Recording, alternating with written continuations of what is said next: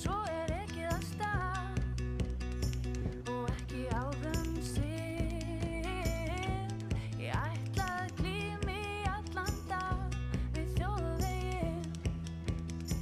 Ég tek minn poka og tjald, tek mitt veiðitól. Við tekur hamslaus keyrsli við urð og grjót og á áfangastað. Hvíl og gleði ég finn. Allan daginn hef ég glímt við þjóðveginn. Glímt við þjóðveginn. Þessa grýttu braut.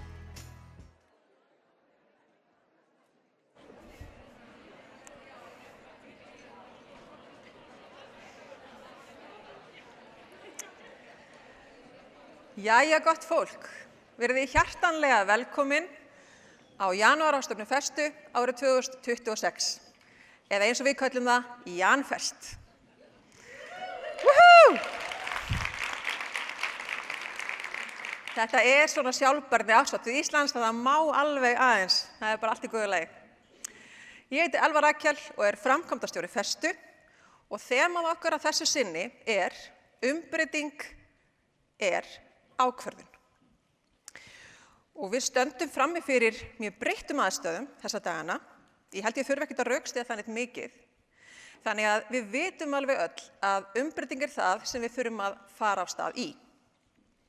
Það nefnilega gott og gilt að safna lykiltölum og gera langtímaáætlanir, en það eitt og sér ekki nóg. Við þurfum líka framkvæmdir og aðgerðir sem að helst fara að bíta frekar hratt. Og þannig að við ætlum að taka allan daginn í dag að tala umbreytinguna. En áður en við vindum okkur í það, þá langar mig til þess að við tökum samt 2 skref aftur og bak og veltum aðeins fyrir okkur ákvörðuninni. Vegna þess að það fyrsta sem gerist að það eitthvað augnablik þar sem þið einhvers staðar stödd og þið takið einhverja ákvörðun að fara í umbreytingu. Gera eitthvað öðruvísi en þið hafi gert áður. Og hvernig getum við aukið líkurnar að því að við tökum góðar ákvarðanir? Ég vil meina að það gerum við með því að styrkja ákveðna innri þætti með okkur sjálfum. Við höfum öll alls konar innri styrkleika og ef ég get tala bara fyrir sjálfa mig, þið hafið svo bara ykkar skoðun á þessu. Mín skoðun sú að eitt af því sem við þurfum að rækta hjá okkur ímyndunarafl. Við þurfum að geta séð fyrir okkur að hlutirnir geti verið öðruvísi en þeir eru í dag. Og við þurfum að virkja ímyndunarafl af ásetningi. Hugsið ykkur hvað vannýtt tól. Annar innri styrkur innsæi, þessi innri rödd sem við verðum að læra að hlusta á til þess að geta valið hvaða leið við viljum fara. Svo eitt svona auka spæs sem ég held að sé mjög mikilvægt til þess að við tökum ákvarðanir og það þessi svona netta íslenska brjálæði sem við sjáum örugglega hjá handboltalandsliðinu okkar á eftir. En auðvitað þetta ekkert brjálæði, þetta bara þessi einlæga trú á að við getum haft áhrif og að okkur séu allir vegir færir. Og það virkilega mikilvægt að hafa það í farteskinu. Og í dag þá held ég að við getum að virkja þessa trú öll saman hérna í þessum sal og þannig skapað forsendur fyrir góðar ákvarðanir sem geta leitt af sér umbreytingu af öllum stærðum og gerðum. Við þurfum margs konar umbreytingar í heiminum í dag. Og þá stoppa kannski einhver við og segir, bíddu, af hverju samt umbreytingar? Ekki bara allt í góðu lagi eins og það ekki bara betra að bíða og jafnvel veðra storminn? Við heyrum þessu stundum hent fram. En ég held að þið öll, alveg eins og ég, finnið að það eitthvað rót í heiminum í gangi. Það einhver hreyfing á hlutunum sem að verður þess að það hefur áhrif á okkar eigin líðan barnan okkar. Við sjáum þetta auðvitað birtast í ytri þáttum líka, eins og loftslagsbreytingum sem eru farnar að raungerast og hafa áhrif á okkar daglega líf, hvar við byggjum upp bæinn okkar og innviði og hvernig við stundum viðskipti. Og ekki síst sjáum við þetta rót birtast í því að raunveruleikinn okkar sá að nágrannar okkar í vestri er farin að ásælast landsvæði nágrannaþjóða okkar. Þannig að augljóslega býr þetta til ákveðnar hreyfingu í heiminum. Þannig að við stöndum frammi fyrir samansafni mjög óverulegra aðstæðna sem að við höfum í rauninni ekki mætt áður á okkar líftíma. En umbreyting þarf ekki að vera bara viðbragð við ótta eða óöryggi. Umbreyting er bara skynsamlegt viðbragð við breyttri stöðu. Og þegar kerfi eru kannski að renna sitt skeið og það er að verða einhver breyting í heiminum, þá skapast leið ótal tækifæri til að byggja upp eitthvað nýtt, eitthvað frábært og spennandi, eitthvað sem að auðgar og eitthvað sem að eykur velsæld í samfélaginu. Og það eru forréttindi að fá að vera á þeim tímapunkti. Ég held við ættum að líta á það þannig. Umbreyting er samt ekki alltaf auðveld. Ég ætla ekki að ljúga því að ykkur. Breytingar eru að sjálfsögðu krefjandi. En ég heyrði mjög gott viskukorn daginn sem ég vil langar að deila með ykkur, sem er svolítið á þessa leið að þegar við erum búin að taka ákvörðunina og við erum á leið í umbreytinguna og við erum búin að sjá fyrir okkur hvert við ætlum að fara, þá erum við mjög dugleg í að teikna upp allar hindranir sem eru á veginum. Það er ekki vandamál. Við erum mjög dugleg að sjá þær fyrir okkur. Þannig að ég stend hér og ég er á leiðinni í einhverja vegferð og ég sé allar hindranir á leiðinni.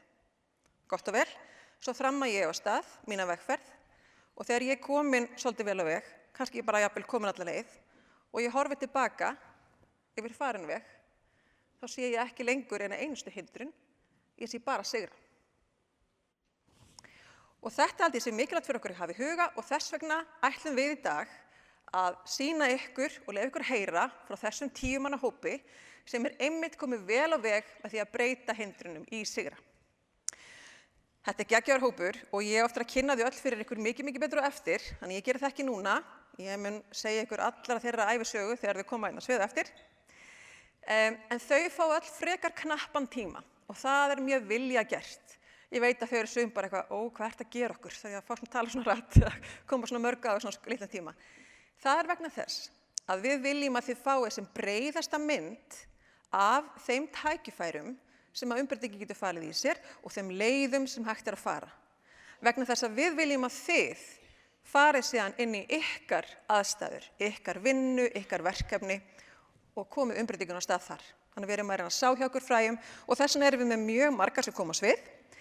Þið getið ímyndað ykkur, það sé svona bara eins og þið sé að skrolli gegnum streymisveitu og þið sjáu fullt af stiklum alls konar áhugaverða hluti sem allir snerta á umbreytingu.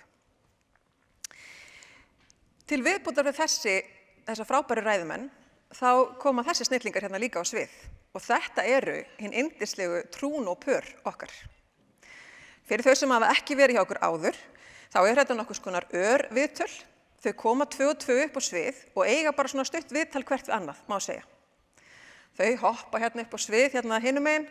Ég kynni þau ekkert, þannig að þau eru ekkert að svindla, þó þau bara hoppi sjálf upp á svið. Og þið getur hugsað það þannig að þetta sé svolítið bara eins og þið hafið farið í sund eina kvöldstundina og við hliðina okkur í sund í heita pottinum situr akkurat bara Bogi Ágústsson og Þórdís Kolbrún og þú ert bara svona aðeins að hlera. Hvað eru þau að spjalla um? Af því þau fá í rauninni mjög frjálsar hendur og með að tala og nálgast umfangsefni eins og þeim sýnist, en þau verða að passa tímann sinn og það er eina krafan sem ég setja á þau og það er náttúrulega bara dónalegt með hvað eru miklar kanónur. Ég lýsti því yfir í fyrra að ég ætlaði alltaf að setja upp mynd af heimsmarkmiðum Sameinuðu þjóðanna á skjáinn á janúarráðstefnunni og ég ætla að halda mig við það. Vegna þess að heimsmarkmiðin, þessi fagra litglaða mynd, er að mínu mati langbesta birtingamyndin sem nær utan allar víddir sjálfbærninnar og hvernig það er svo mikilvægt að við byggjum undir allar stoðir á sama tíma til þess að við náum árangri. Og í því skyni þá verðum við hérna líka í dag 4 myndbönd frá nokkrum aðildarfélögum festu sem ætla öll að segja frá félagslegri umbreytingu sem að þau hafa farið í á sínum vinnustað. Og þetta held ég að verði alveg ótrúlega gagnleg myndbönd fyrir ykkur að sjá og munu gefa ykkur margar hugmyndir inn í ykkar vegferð. Þannig eins og þið heyrið er dagskráin snörp, hún er fjölbreytt og hún er skemmtileg. Vegna þess að við lærum mikið betur þegar það er gaman. Hérna er QR-kóðin, ef þið eru ekki með dagskrána þá getið þið sótt hana hérna, hún er líka inn á sjálfbær.is og svo langar mig að biðja ykkur að vera duglega að deila inn á samfélagsmiðlum frá deginum. Það hjálpar festu mjög mikið, en þannig líka stígið þið inn í þetta ljósbera hlutverk og getið bara dreift út alls konar góðum hugmyndum, alls konar tækifærum.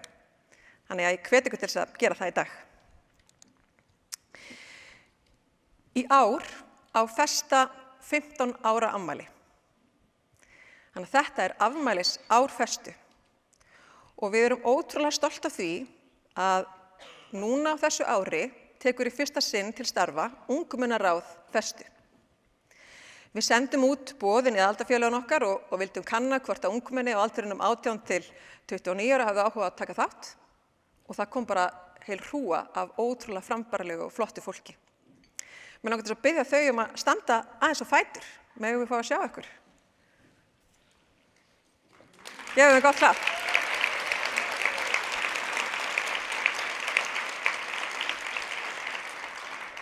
Það er nefnilega ekkert sem er jafn verðmætt inn í sjálfbærnivinnuna eins og sýn unga fólksins. Og þess að sjálfbærni er alltaf hugsið til langs tíma. Við erum að horfa fram á við inn í sjóndeildarhringinn. Og þá verðum við einfaldlega að hafa það fólk með okkur hvers ákvarðanir við tökum í dag mun hafa mest áhrif á.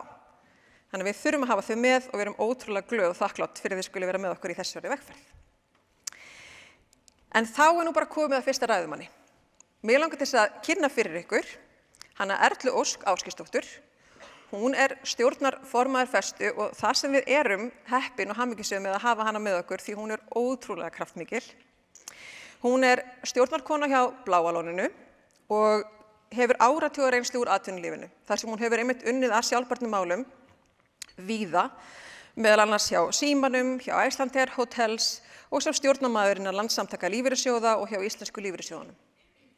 Hún Erla ætlar svolítið að opna þetta fyrir okkur í dag og horfa á stóru myndina. Þannig að ég veit að hún talar allt frá Parísarsáttmálanum og yfir í orkuskiptum Kína og allt mögulegt annað. Gjörðu svo vel, Erla.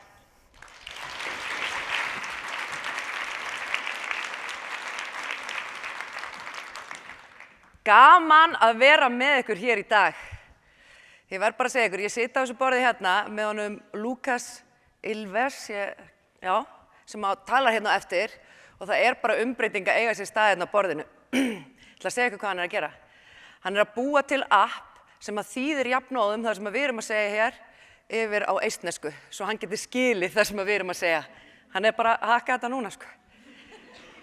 Gjörsamlega magnaður. Heyrðu, svona er þetta, það þarf bara eina mannesku. Og í mínum huga þá byrjar umbreytingin nákvæmlega svona. Hún byrjar hjá okkur. Og umbreytingin er ekki að gera hlutina aðeins betur, hún er að gera það sem er annað en þægilegt. Hún snýst ekki skort á getu, hún snýst vilja. Og ég fæði taka þetta svona út frá persónulegri nálgun og horfa á líf mitt í gegnum sömu gleru og við horfum á framtíð jarðar, að þá blasir við ein staðreynd og hún er sú að meðallífaldur íslenskra kvenna er 90 ár. Og það þýðir, ég er 48 ára, það þýðir að öllum líkindum á ég færri ár eftir en ég hef nú þegar lifað. Og þetta er ekki dramatík, kannski smá, en þetta er bara tölfræði. Og þegar maður hugsar þessa staðreynd, þá breytist eitthvað. Hlutirnir verða skýrari, forgangsröðunin einfaldari og afsakanirnar færri. Spurningin er ekki hvað eigum við mikinn tíma eftir. Spurningin snýst hvað ætlum við að gera við þann tíma sem við höfum. Fyrir 10 árum fæddist von þegar þjóðarleiðtogar heimsins tóku ákvörðun að standa saman fyrir framtíðarkynslóðir. Það var komið að vendipunkti og umbreyting var nauðsynleg. Vísindin voru þekkt, það nýja á þessum tímapunkti var samstaða. Og er það ekki akkúrat það sem við öll þráum í dag, að ríki heimsins standi saman?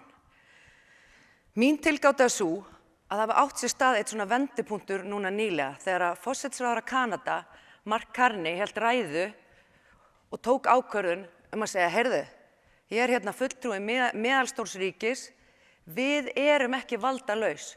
Við höfum völd ef við stöndum saman. Og svo mun bara tíminn leiði ljós hvort að það reynist rétt. Og þá að tala að standa saman gegn ofríki hinna stóru þjóða. Þið þekki eflaust öll Parísarsáttmálann. En hann einmitt svo gott dæmi þetta, þar sem að 195 þjóðir standa að baki honum og hafa staðið í 10 ár. Þetta til, við getum staðið saman. Og hann var settur til langstíma. Án sáttmálans þá stemdi heimurinn í 4 gráðu hlýnun.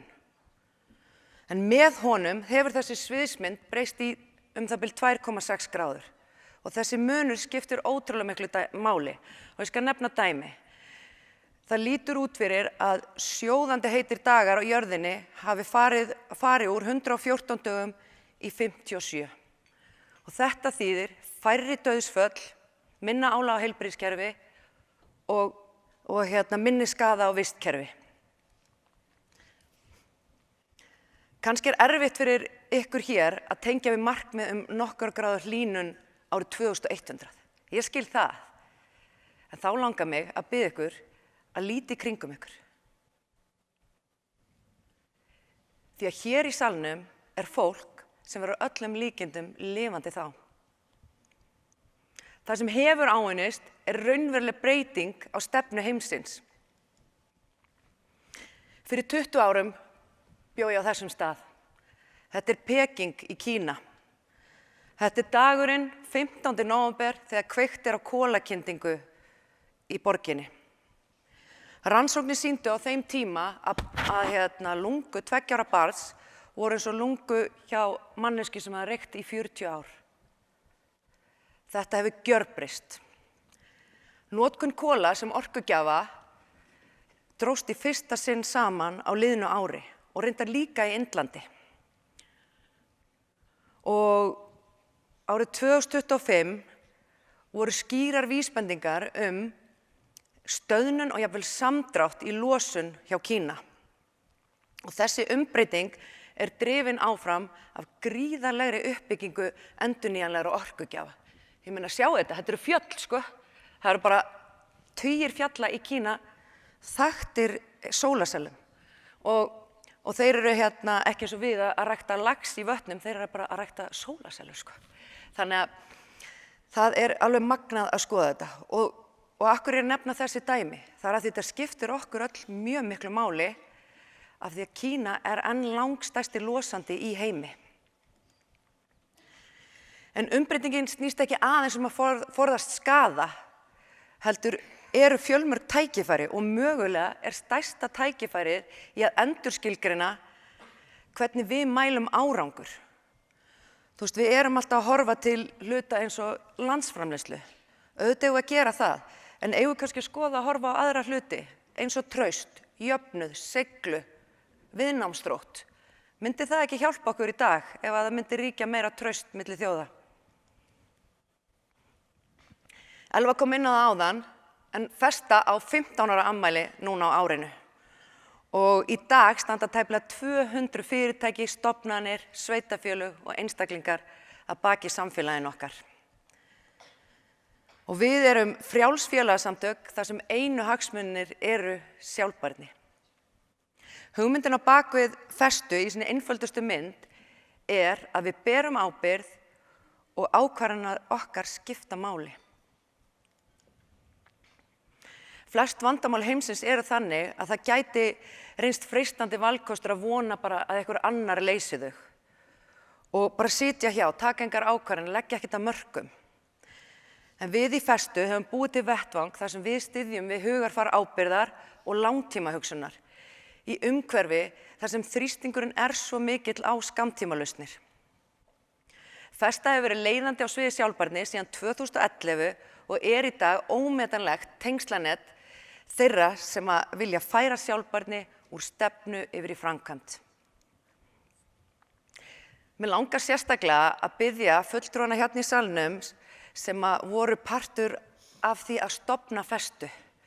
Og það eru félögin Íslandsbanki, þeim byrja að standa upp, sko, Landsbankinn, Landsvirkjun, Rio Tinto, Síminn og Össur.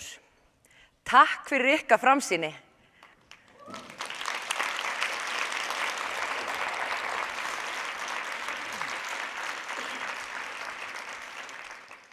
Þetta er magnað, sko. Og takk þið öll sem hafa fylgt okkur undanfarin 15 ár. Á okkar vettvangi hafa fyrirtæki og stofnanir tekið ákvörðun að leggja sitt af mörkum. Og ég trúi því að í því felist raunveruleg tækifæri. Samfélagsleg tækifæri, menningarleg tækifæri, fjárhagsleg tækifæri. Við viljum eiga viðskipti við fyrirtæki sem við treystum. Og við viljum að fyrirtækin sé ekki að skaða okkar hagsmuni eða samfélagsins til lengri tíma. Ég trúi því að áhersla á sjálfbærni muni aðgreina árangur fyrirtækja í náinni framtíð. Þess vegna segi ég að það eru framsýnir leiðtogar sem eru búin að átta sig á þessu og það vill svo til að fulltrúar þeirra eru hér í salnum. Takk fyrir.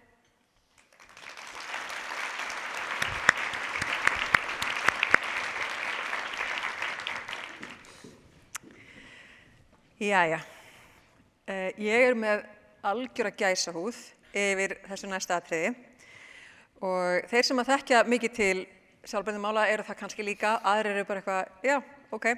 Ég ætla að útskýra fyrir ykkur hvað þetta er merkilegt. Við erum hérna með myndband frá 2 aðilum sem heita Christiana Figueres og Tom Rivett-Carnac. Þau halda meðal annars úti hlaðvarpi sem heitir Outrage and Optimism. En það sem meira að þegar Parísarsáttmálinn var saminn og samþykktur, þá var það þau sem samdi hann. Þau eru höfundar Parísarsáttmálans. Parísarsáttmálinn hefur kannski alltaf verið í ykkar hugum eitthvað svona andlitslaust, bjúrókratist tól eða skjal, ég veit ekki hvernig þið sjá þetta fyrir ykkur inn í hausnum á ykkur, en þetta er fólkið sem satt með fulltrúa 194 þjóða í kringum borðið og hamraði fram þessa samþykkt, þessa alþjóðasamþykkt að við ætlum öll að vinna í sameiningu að settu markmiði. Og þetta er bara stór, merkilegur áfangi og þess vegna erum við alveg ótrúlega glöð að fá þessa stuttu myndbandskveðju frá þeim, þar sem að þau velta aðeins fyrir sér umbreytingunni og senda bara hvatningu inn í salinn. Á eftir þeim, þá kemur næsti ræðumaðurinn okkar og það er ekki síðri spámaður, það er hann Tim Lenton. Einhver ykkar hafi kannski heyrt talað í fréttum eða bara svona á förnum vegi að það er alltaf verið að tala vendipunkta og yfirleitt er verið að tala neikvæða vendipunkta. Það er að segja þegar eitthvað gerist, til dæmis tökum bráðnun jökla og þeir ganga ákveðið langt, þá verður ákveðin hröðun. Við erum komin yfir ákveðin vendistað þar sem við ráðum ekki lengur við að stöðva umbreytinguna og hún fer að hraðar og hraðar og hraðar. Og það eru kallað neikvæðir vendipunktar sem við erum öll að reyna að forðast eins og við mögulega getum. En hann Tim var akkurat í hópi þeirra sem að voru að rannsaka og hafa sett fram kenningar þessa vendipunkta, en hann hefur líka núna nýverið verið að rannsaka í jákvæða vendipunkta. Þannig að þeir eru líka til. Hvar getum við fundið staði þar sem að ef við náum nægilega mikilli þróun, þá fer kerfið að flýta fyrir sér sjálft. Ég geti sagt ykkur alls konar hann Tim, hann stofnaði Global Systems Institute við Exeter Háskóla, hann er prófessor í loftslagsbreytingum og jarðkerfisfræðum og hefur gefið út alls konar rit, ég mæli bara með að fara að lesa ykkur til hann. En við fáum að heyra frá honum hérna eftir og fyrst ætlum við að byrja á því að heyra í þeim Kristínu og Tom. Gjörðu svo vel.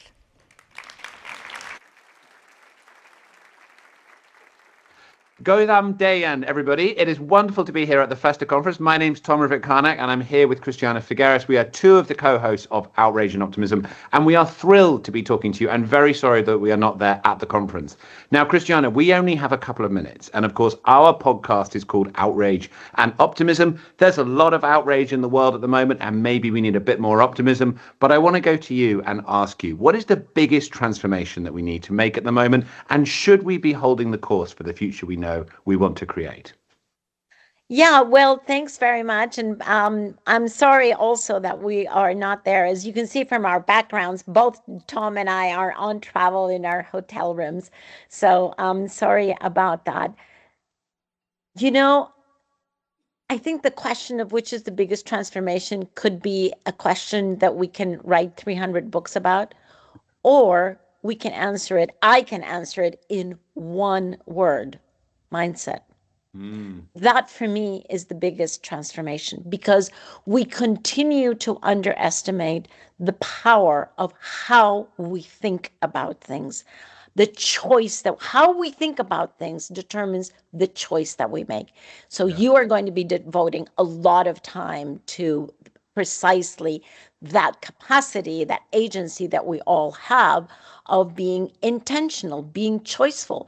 But the fact that we can choose, the fact that we know that there are two different scenarios in the future and not so far away in the future that we're choosing here between, and that we have the ability to choose the much better future, that is for me the biggest transformation. Absolutely. I mean, there is so much noise in the world at the moment, and you and I spend a lot of time talking to companies in different parts of the world, and everyone's getting distracted. People can feel quite fearful, but just bear that in mind, what Christiana said. This is an enormous transformation. It's happening over decades. It is the privilege of our lives to be here at the moment, able to participate in this transformation. We don't need to get our heads turned by things that are happening day to day. We need to stay the course, have a solutions-driven mindset, and realize that we are the ones who are going to make this transition. So we are thrilled that you're all together, that you're continuing to move forward, to continue to model Iceland's amazing leadership on these issues. Please listen to our podcast, Outrage and Optimism. We'd love to bring it to Iceland sometime. If anyone wants to invite us, maybe we can make our way over there. And not in the winter, please. No. The winters are beautiful in Iceland, actually. Yes, so they whenever are. you want to invite us, Okay. we'd love to come. Sorry we're not there this time. All the best to you, and good luck with the conference.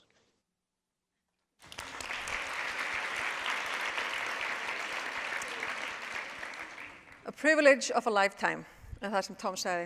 Og ég held við ættum að hafa það bak við eyrað. Now, Tim, I know you're already online. I have already presented you. I'm sorry that I did it in Icelandic, but I wanted to make sure that nothing would get lost in translation. So I give the word over to you, Tim. Thanks so much. And I'm another virtual participant, but delighted to at least be part of this virtually. And I'm going to build on what Tom and Christiana have just said and talk to you about some of the incredible positive tipping point opportunities we can seize together. But before I do that, I'm going to introduce what I mean by a tipping point, and I'm going to have to say something about the extraordinary risks we're running with crossing tipping points in the climate. So let's start with a little movie of a system that I'm pushing towards a tipping point. So it's a system with two different stable states. It's in the one on the left, the valley on the left, the ball rolling around.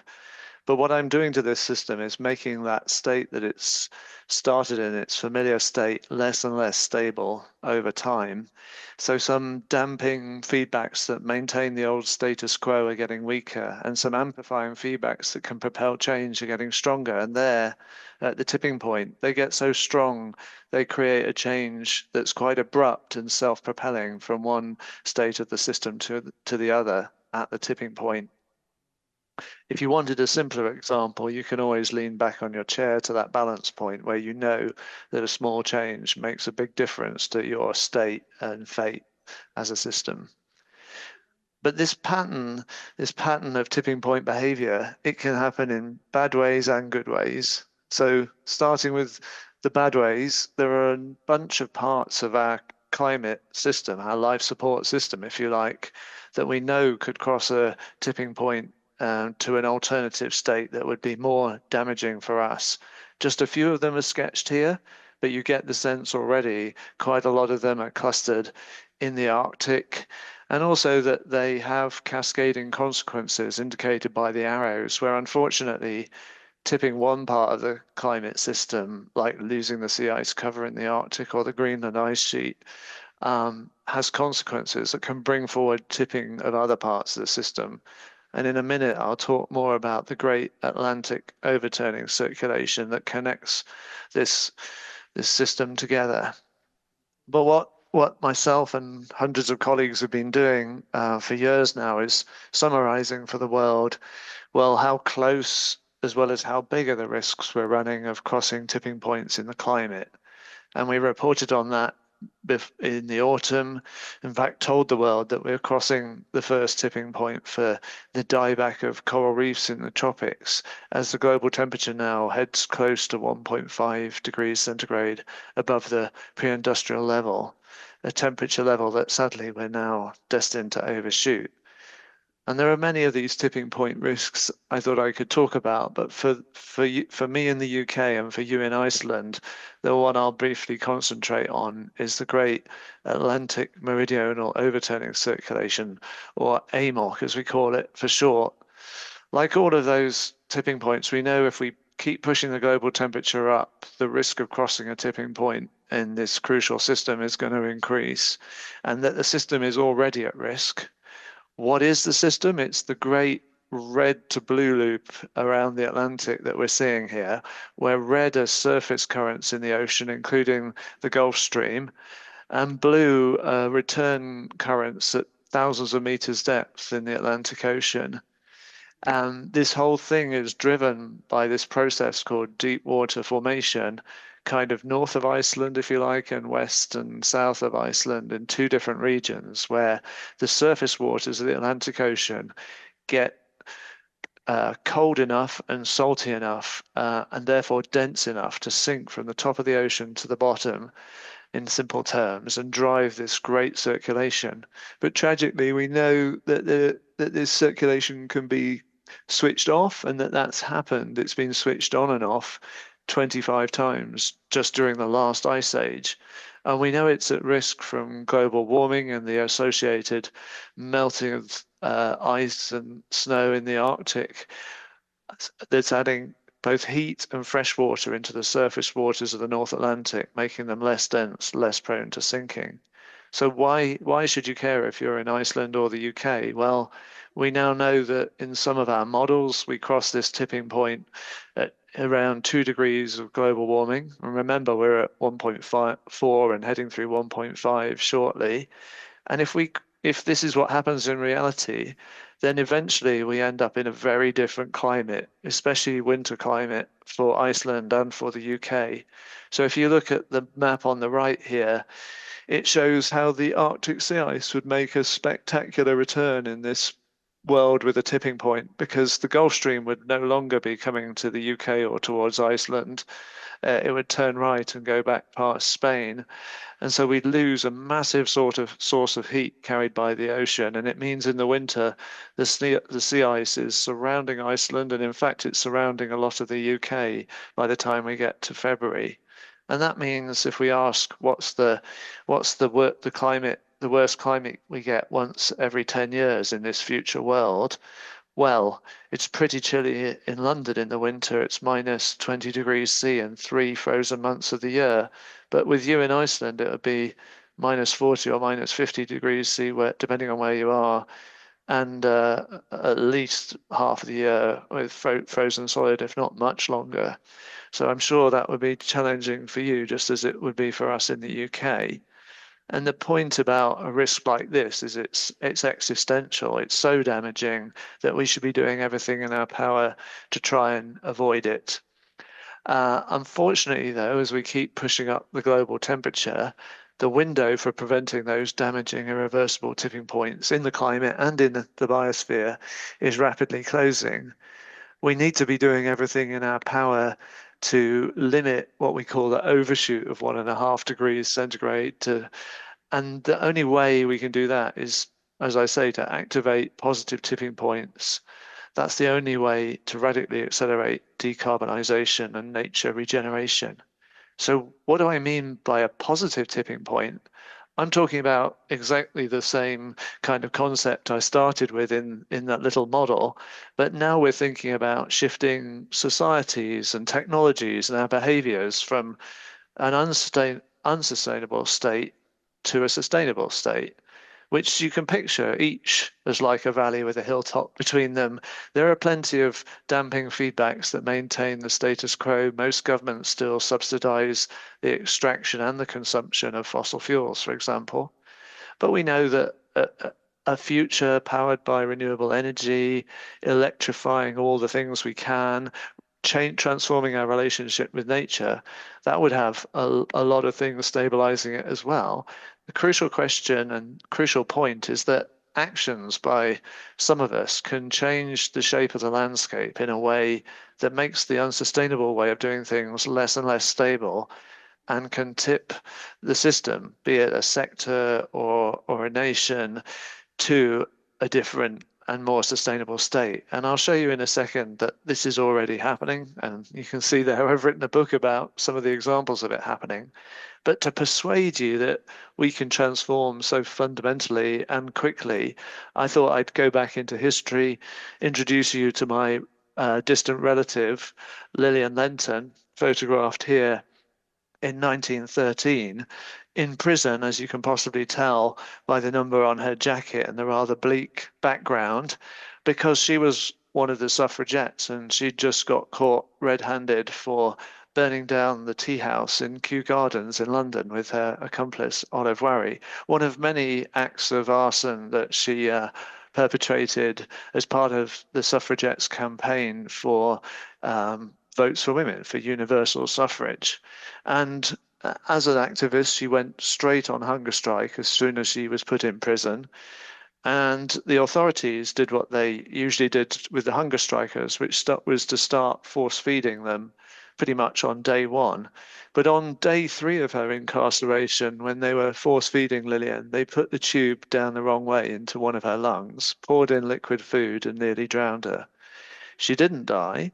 But the state then covered up what had happened. They released Lillian from prison to the care of her friends, but the Home Secretary of the UK lied publicly about what had happened, and it became obvious quite quickly that he was lying. And this started to shift public opinion in this instance towards sympathy for the suffragettes' cause, because like all militant activists, they weren't very popular at the time. This was actually one of many events we could cite that started to shift public opinion towards the cause of votes for women. And ultimately, of course, this very small group of people, this tiny fraction of society, was able to completely tip social norms for everyone, such that in the world afterwards, hardly anyone could believe there was a different world before where there wasn't equal voting rights for men and women, for women as well as men. So that's just a one little illustration from history. And if I stay about a century ago, I want to show you an example of how technology can tip and change super fast. So we're going to start by rewinding a little bit further to 1900, just to look at the Easter Parade on Fifth Avenue in New York, in Manhattan, where all the rich people are out parading around on the sidewalk or parading around in the street. But in 1900, they're all parading around in horse-drawn carriages, except for one person who's in an early automobile. Can you spot that person in the photograph? If you've got a really good eye, you might have seen them somewhere near the middle there. But I want to fast forward 13 years to the time when Lillian had just been released from prison to the care of her friends after that awful incident. Over on the other side of the Atlantic, 1913, Easter Day Parade, Fifth Avenue, New York City. Now the challenge is to spot the one person left in a horse-drawn carriage. And if you've got a quick eye, you might have seen they're over here. But the point is, this is a radical tipping point in how people moved around. It had many, many repercussions, but the system tipped for a bunch of reasons. There were strong amplifiers in the system. The more cars got made, the better we got at making them. The more cars that got made, most famously the Model T, the cheaper they got and the more attractive they were to consume, and so on. Those amplifiers got so strong, the system tipped. And it's a common pattern for new technologies, including clean green technologies, that the more we adopt them, the more attractive, the more affordable, and the more accessible they get until they become the obvious option that everyone chooses. And indeed, markets are now tipping not to the gasoline car, but away from petrol and diesel cars to electric vehicles, and led as shown here by Norway. This is the tipping point, if you like, and what we call the S-curve change of the Norwegian market from everyone buying petrol and diesel cars before 2010 to everybody buying electric vehicles now. And interestingly, why Norway? Why Norway first? It's not just about technology. It's again about social activists. Only that you might recognize some of them in this case, photographed in 1989, because they're members of a very famous pop band, a-ha, including Morten Harket and his architect friend, who you'll never have heard of, Harold Rostvik. But they're pictured here with a hobby converted electric vehicle, which they are going to import the following year to Norway. But their campaign to the Norwegian government includes 9 policy demands to make electric vehicles more attractive to the consumer to adopt, which including waiving the import registration tax for all electric vehicles, which was the first policy they got agreed to when they imported a white version of the car behind in 1990. They also tried to campaign for the waiving of road tolls and the waiving of VAT and so on and so forth. I don't have time to tell you the whole story, but suffice to say, they used to drive the white version of this electric vehicle around Oslo, go through the tolls, refuse to pay the tolls, eventually get the car impounded, and then it would come up at auction, but they would embarrass the authorities by all being sat there on the front row as a world-famous pop band with the media covering every move they made. And typically, somebody in the audience who they didn't even know would buy the car and then give it back to them so they could repeat the cycle, which they did throughout the 1990s 7 or 8 times until they got the Norwegian government to come round to their proposals, put in place a bunch of incentives to adopt electric vehicles. And that's why when major manufacturers put electric cars on the market around 2011, why the Norwegian market tipped ahead of the rest of the world. But despite what you see going on one side of the Atlantic with the American situation and so on, if you look in the wider picture and the Asian markets, you'll find, hey, the Asian markets, China in particular, are already tipping to electric vehicles, as are many European markets. And this tipping point is becoming self-propelling and spreading across the world. And even ahead of that, we're seeing the tipping point to renewable energy, to solar power and wind power already as the cheapest form of electricity worldwide. There's a bunch of other activities and sectors that cause greenhouse gas emissions that we need to positively tip, and some are closer to the tipping point than others. But to finish up with an Icelandic example, I thought I wouldn't just talk about technology, but also about the need to tip. There it says nature positive farming and sustainable diets, but we also need to positively tip our relationship with nature and also avoid negative tipping points, like the famous case of the fact that, of course, some cod fisheries collapsed catastrophically. You in Iceland did a good job in a sense of introducing tradable permits in the 70s and avoiding the complete crash of fish stocks that happened famously off Newfoundland. But many other fisheries worldwide, of course, have collapsed, including in the North Sea, the fisheries for plaice and hake. But what I wanted to tell you to wrap up is that through policy to impose what's called maximum sustainable yield on the fisheries in the North Sea, we've actually seen a positive tipping point, a rapid recovery of at least the plaice and the hake stocks. Cod is a thornier problem. If you crash the cod fishery, that's a more complicated story. But the wider message is, even when we've destroyed or degraded nature, it has some capacity to bounce back. And if we work with it in the right way, we can positively tip recovery. So to wrap up, my message is, we can do it. We probably have to do it. It's only going to need a fraction of us, a committed fraction, to ultimately tip everyone to change. But we need to reach that critical mass to move, if you like, from catastrophe to prosperity. So basically, we've got to limit this overshooting of 1.5 degrees global warming to avoid an existential risk for Iceland and for the whole world.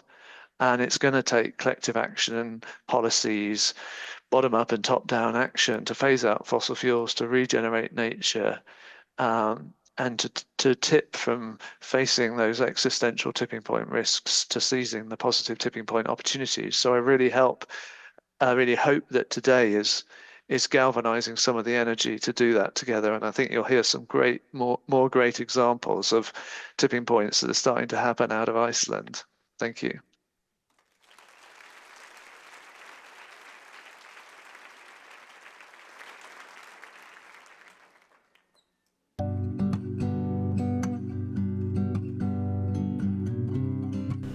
Ég vil byrja á að þakka kærlega fyrir tækifærið að fá að taka þátt í deginum hérna með ykkur, þessum flotta degi. Og fyrir að fá að tala fyrirtækið sem ég vinn hjá, Creditinfo.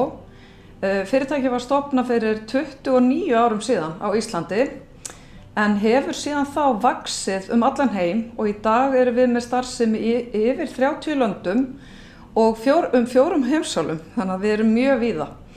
Þar sem við höfum kannski orðið svona einna þekktust fyrir að koma inn á markaði sem eru ekki með fjárhagsupplýsingastofu fyrir og við sjáum því svona mjög glögglega hvað fótsporið stórt því það að hefja starfsemi, það eykur svo lífsskilyrði fólksins í landinu. Það að hafa aðgengi að lánsfé, það eykur við lífsgæði. Þannig að við sjáum að þetta fótspor mjög stórt. Við sjáum líka annað að stóru fyrirtækin í geiranum okkar, þau sem eru ennþá stærri en við, hafa heldur verið að draga út fótsporinu á vanþróuðum mörkuðum. Við höfum aftur á móti verið að bæta við okkur og erum til að mynda núna á 12 stöðum í Afríku. Við teljum að það sé mjög mikilvægt að við sýnum áfram úthald á þessum stöðum því það að draga sig tilbaka myndi bara setja þróun mála þar aftur. Og það viljum við ekki, því það eykur enn frekar á misskiptinguna í heiminum.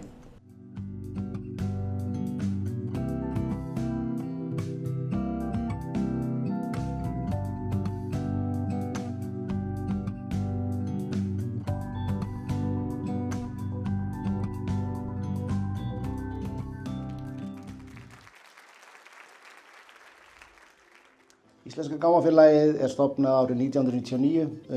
Upphaflegur tilgangur þess að flytja úrgang frá einu stað til annars og setja það í holu. Í dag hlutverkið með breytt þar sem við erum núna aðalega í móttöku á úrgangi og breyta þessum úrgangi í einhvers konar verðmæti. Hjá fyrirtækinu starfa 350 manns vítt og breytt um landið af 15 mismunandi þjóðernum og já, við getum eiginlega orðað þannig öllum tegundum og gerðum. Það sem skiptir máli hjá okkur miklu máli starfsandi og að hafa búið til starfsánægju í fyrirtækinu. Til þess að gera það þá sáum við að einn auðveldasta leiðin væri svo að hafa fjölbreytni meðal annars með að fá þetta frábæra fólk í vinnu til okkar sem hefur annars konar hæfileika heldur margur annar. Það er að segja að það býr til, það þekkir ekki landamæri, það er ekki með fyrirfram fordóma og býr til ótrúlega góða stemmingu í fyrirtækinu. Þetta í raun ekkert nýtt á nálinni hjá Íslenska gámafélaginu þar sem að við höfum frá stofnun fyrirtækisins alltaf verið með einstaklinga með skerðingar í vinnu hjá okkur. En árið 2023 var ákveðið að fara í markvisst samstarf með Vinnumálastofnun þar sem það voru ráðnir 2 einstaklingar í tímabundnu verkefni. Núna 2026 erum við með 13 einstaklinga á samningum hjá okkur og þau eru hvergi á förum. Við erum svo heppin að fá að sjá þessa einstaklinga vaxa og dafna og vera hluti af heild. Við viljum veita jöfn tækifæri fyrir alla því allir geta eitthvað en enginn getur allt og það í rauninni engar áskoranir, bara lausnir. Við hjá Íslenska gámafélaginu fögnum fjölbreytileikanum og lítum svo á að það sé okkar samfélagslega ábyrgð að skapa vettvang þar sem einstaklingar fá tækifæri til þess að vaxa og dafna. Þegar við hugsum það hvort að þetta sé eitthvað sem önnur fyrirtæki ættu að gera þá held ég að þetta sé allt of lítið gert af þessu. Það er raunverulegur ávinningur af þessu, bæði fjárhagslegur og ekki síður félagslegur.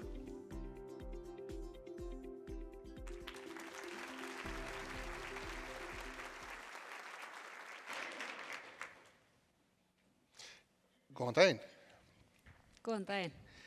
Heyrðu, ég var að hugsa, þú varst forsætisráðherra sem það er valdamesta staða á landinu og núna ertu ekki neitt. Hvernig að fara úr svona valdastöðu þar sem að ákvarðanir sem að þú tekur hafa áhrif á heila þjóð yfir í það að vera kannski ekki með neina formlega ábyrgð, ekki formlega völd og hvernig hefur áhrif á samfélagið án þess að hafa þessi völd? Takk og gaman að sjá ykkur. Frábært að sjá hér fullan sal af fólki að hugsa þessi mikilvægu mál. Umbreyting, við erum að tala umbreyting og þetta er umbreyting frá því að vera aðal yfir í að vera bara engin, á leiðinni ekkert. Og ég myndi segja núna, þegar ég horfi tilbaka, árið er 2026, örugglega hollasta umbreyting sem ég hef gengið í gegnum sem manneskja. Af því að þetta virkilega setur lífið í svona nýtt samhengi og maður fer að velta því fyrir sér einmitt, sko, hvað merkir það að vera, af því eins og þú segir, þegar maður er forsætisráðherra þá hafa ákvarðanir manns áhrif á alla þjóðina og jafnvel út fyrir það. Núna þegar ég einhvern veginn fór út úr þessu opinbera hlutverki og fór að einbeita mér að nærumhverfinu, þá sagði elsti sonur minn eftir mánuð, mamma, ertu til ég að fá þér gott starf, bráðum. Og bara hætta að einbeita þér á okkur. En þessi setning sem var þetta pínu svona erfið fyrir mig að heyra, lét mig virkilega hugsa að við getum haft áhrif hvar sem við erum. Hvort sem það er heima hjá okkur eða í öllu því sem við tökum okkur fyrir hendur og við getum alltaf haft áhrif til góðs. Við getum alltaf reynt að leiða þau sem eru í kringum okkur í góðar áttir. Og það er eiginlega lærdómur minn að þessu ferli frá því að vera aðal yfir í að vera ekkert, að þú getur alltaf verið leiðtogi þó þú sért ekki stjórnandi. Já. Og svo er líka svona auka lærdómur, það er ekki allir stjórnendur leiðtogar. Það er nú það sko. En maður getur alltaf verið leiðtogi alveg sama hvaða titil maður ber. En mér langar að spyrja þig úr því að ég held á hljóðnemannum. Þú varst frægur fyrir að vera frumkvöðull, byggja upp fyrirtæki á alþjóðavettvangi, vera ótrúlega farsæll í því hlutverki, allt í einu bara frægasti maður á Íslandi. Seldir þið út úr því, ert búin að sinna ótrúlega mörgum hlutum síðan og ert núna eiginlega komin aftur í business eftir að hafa gert alls konar í milli. Ertu frumkvöðull að Guðs náð? Hvað er það sem gerir að þú ferð alltaf af stað? Ég held að við séum öll þar á meðal ég er rosalega hrædd við að gera mistök. Og ég held að við tökum rosalega margar ákvarðanir út frá þeirri hræðslu. En ég áttaði mig á því að ég er miklu hræddari við að gera ekki neitt. Og ég er miklu hræddari við það að því ég gerði mig mjög fljótlega grein fyrir því að lífið geti verið mjög stutt. Og það væri meiri sem mjög stutt þótt að vera langt. Og mér langaði til þess að nýta tímann sem ég hef til að gera allt sem ég langar til að gera og allt sem ég dettur í hug, þótt að það getur stundum klúðrast alveg stórkostlega. Af því að mér langar miklu frekar að hugsa tilbaka og hugsa að ég allavega prófaði. Og stundum gekk það upp og stundum ekki, en heilt yfir þá held ég að maður prófa meira, þá tekst meira. Sá sem hefur ekki gert mistök hefur ekki gert neitt, segi ég nú gjarna. En eitt sem tókst, sko, þú veist, að þau eru bara að hlusta á okkur í sundlauginni. Það langar mig bara, við erum hérna í sundlauginni og þau eru bara að hlusta í heita pottinum. Eins og ég lenti einu sinni í að einhver maður var að hlusta á það sem ég var að segja vinkonu minni frá nýja ástarsambandi, þannig að það var nú leiðindamál. En við höfum vitað hvort það eru lengi, en við kynnumst eiginlega í gegnum dálítið merkilegt verkefni. Já, sem hefði getað mistekist. Það hefði alveg getað mistekist og það var einmitt hugmynd. Ég var í Flórída og við vorum búin að vinna rampaverkefni á Íslandi, í Reykjavík og ég hugsaði að það var nú gaman að gera meira og pabbi var með mér og ég sagði við ætlum að gera 1000 rampa og hann fríkaði út og ég sagði þetta verður ekkert mál, Kata borgar helminginn. Og síðan hringdi ég í þig og þú fyrir hönd þjóðarinnar tókst þátt í verkefninu og þetta tókst.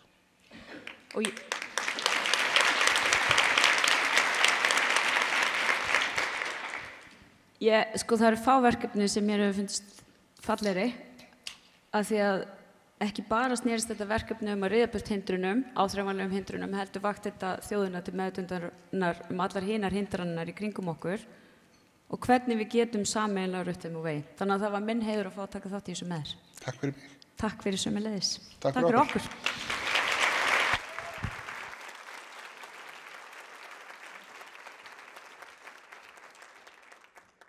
Umbreyting er ákvörðun. Það er ekki margir sem hafa upplifað jafn mikla umbreytingu og þú. Þetta er hérna fræg póst hérna á Íslandi og tekur svo bara ákvörðun ég ætla að fara að rækta gras. Hvernig tekur maður svona ákvörðun? Já, það þarf auðvitað svona reflection, maður þarf auðvitað að ná þessu með sjálfum sér, komast að niðurstöðu, en svo er það að taka ákvörðun. Það er held ég stóra. Ég meina, það geta þetta allir, sko. Komdu með, ertu ekki með einhverja góða hugmynd? Komdu með einhverja hugmynd, bara láttu vaða.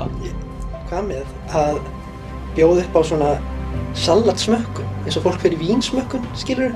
Það er í gróðrarstöðuna smakka eina tegund af kál, aðra tegund af mismunandi kál, skilurðu? Já, það geti verið góð hugmynd. Ertu með eitthvað fleiri góðar hugmyndir? Við myndum vinna með eitthvað meira. Vínegrur á Íslandi, inn í gróðurhúsi. Íslenskt vín, rauðvín, hvítvín. Já, ég held að við ættum að, en ég held að þú eigir að láta vaða, sko. Já, þið finnst þetta góðar hugmyndir. Ég ætti að segja fólki frá hugmyndunum mínum. Já, og þú ættir að vinna með þetta bara áfram og láta vaða.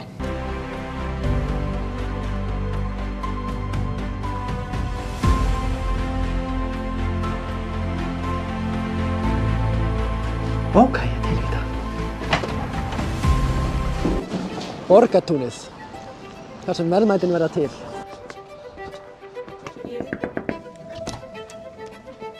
Ég er með ógeðslega margar hugmyndir fyrir þig. Hvernig við getum bætt starfsemina. Hvað er svona áhrifandi? Heyrðu, ég er bara með svo ógeðslega mikið hugmyndir fyrir þig. Allir í dag eru með svona heilsúr.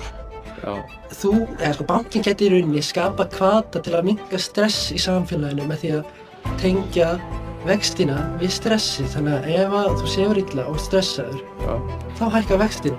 Þannig að þú skapa hvata til að minnka stress í samfélaginu.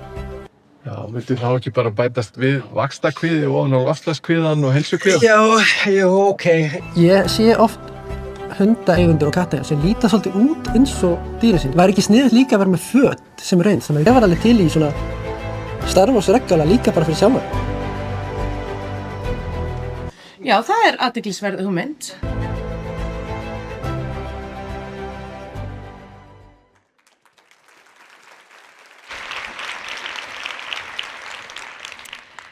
Jæja, nú er komið að honum Lukas Ylves.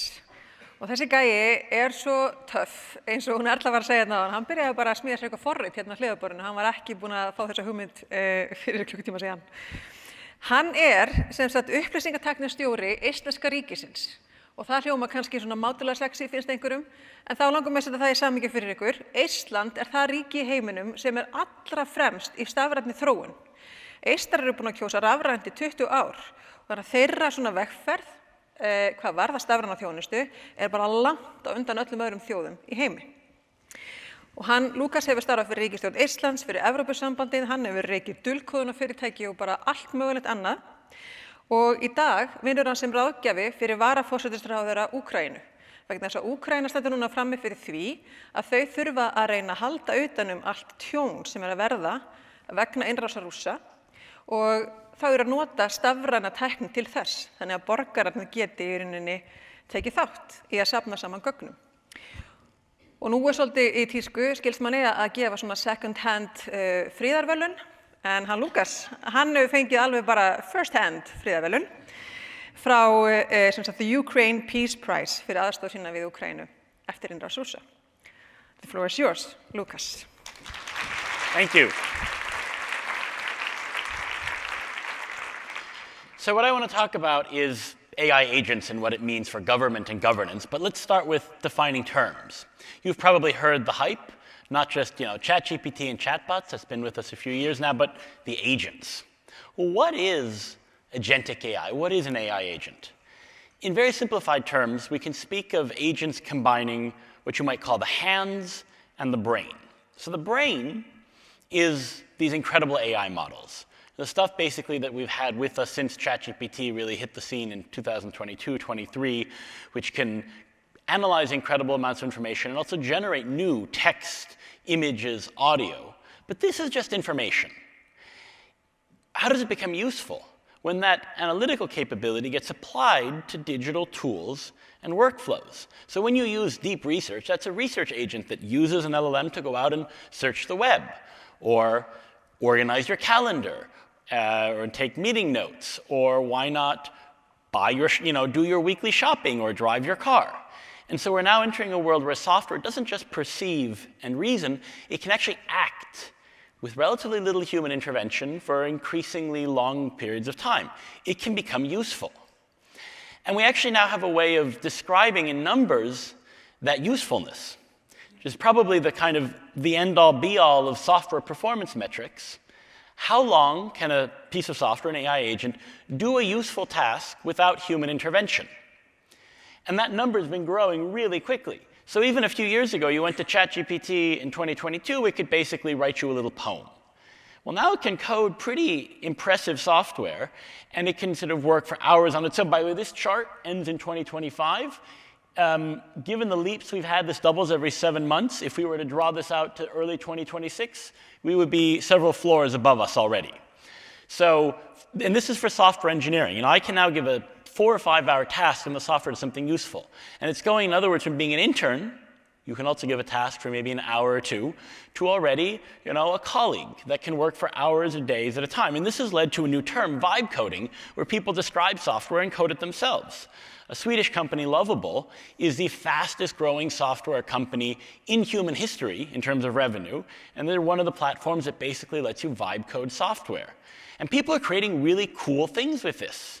And people who are not software engineers, you know, simple things at home like a carb counter, or some advice on what clothes you should wear given the weather, or a program to organize your table tennis matches, or bedtime stories for your kids, or like I did in 10 minutes at the start of this conference, a live subtitling program that isn't perfect, but it works better than Google Translate. And I didn't write code. I said, code this for me in 10 minutes. Or another example, it's perhaps a little more political. We had a little situation in Estonia a few weeks ago. The parliament made a mistake, a little typo in a draft law that ended up costing the taxpayer 20 million euros this year. And I got kind of annoyed because they would have discovered this mistake if they just put the whole thing in ChatGPT. And so I thought, well, how can we prevent this from happening again? Not just, you know, I take this draft law and put it in ChatGPT or Gemini, but we do it more systematically. So in an afternoon, the next day, I vibe coded a solution that went to the website of the Estonian parliament, took all the draft legislation, then analyzes it for internal inconsistencies and errors, and gives you a little report. And Estonia being a small country, like Iceland, information travels quickly, so by that evening I was in national TV doing a live demo. And I had, you know, colleagues from various ministries writing back saying, hey, great tool, I'm using it. And what I want you to ask, and this is sort of the broad change bit, we'll get to the government bit in a minute, but imagine what our society would be like if 1% of teachers, students, doctors, scientists, journalists, parents, entrepreneurs were building this kind of useful software once a month this year. This is not some, like right now, you can start doing this. Here's my call to action, everyone here. Go create an account on Lovable, download Claude Code, and spend 2 hours using either one of those. And that's enough to figure out how these tools work. Now, what I spend my time on these days is thinking, well, how do we transform one of the hardest to transform parts of human activity, which is government? And, you know, you guys know all the cliches. I mean, government in Iceland is fairly well run, but even here, it's probably not the fastest moving part of society. And the ways in which government is broken are having a really big impact on the things that we're discussing here today. Part of the backlash that we're having to the environmental agenda, to the sustainability agenda, yes, some of it's about the substantive, material choices we're making. But a lot of it has to do with the ways in which we are so imperfectly implementing these rules. Because when you give this sort of big change management task to how 20th century bureaucracy based on sort of 19th century industrial methods works, it's slow, it's inefficient, and it creates red tape, and people get justifiably angry at that. And there's a real economic cost to that above and beyond the costs we anyways should be carrying. And I think my message on government is none of this today is necessary. The technological capabilities we already have today, and that we're going to get better at and refine in the next months and years with agentic AI, let us do things differently. So we can imagine a building permit that does all of the environmental impact assessment and the alignment with planning requirements, and of course all the stress testing for safety and, you know, making sure you've coordinated with the neighbors, not in weeks or months, but in minutes. And these are already 2 examples that work today. I mean, they're not apples to apples, so Qatar taking 120 minutes and Ukraine for this one permit doing 15 minutes doesn't mean Ukraine's better, although since I'd say they are. But the point is, this is one of the big sort of blockers to doing new things in the world.